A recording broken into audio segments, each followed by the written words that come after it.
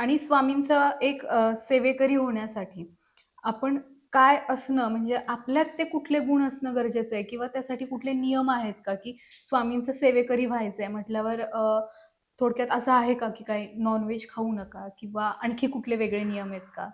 ह्या बाबतीत म्हणजे मी जर बोलायचं झालं तर माझा अनुभव मी सांगेन कारण ह्या बाबतीत खूप काही गोष्टींना सध्या फाटे फुटतात. नॉन-व्हेज हं. खाऊ नये किंवा खावं. बरोबर. पण मुळातच मला जेवढा स्वामींचा अनुभव आहे या सगळ्या गोष्टींसाठी प्रत्येकाला स्वामी वेगवेगळ्या पद्धतीने कळले आहेत. बरोबर. आणि मला ज्या पद्धतीने कळले आहेत त्या पद्धतीने जर म्हणायचं झालं तर मी कुठलेही नियम पाळत नाही हं.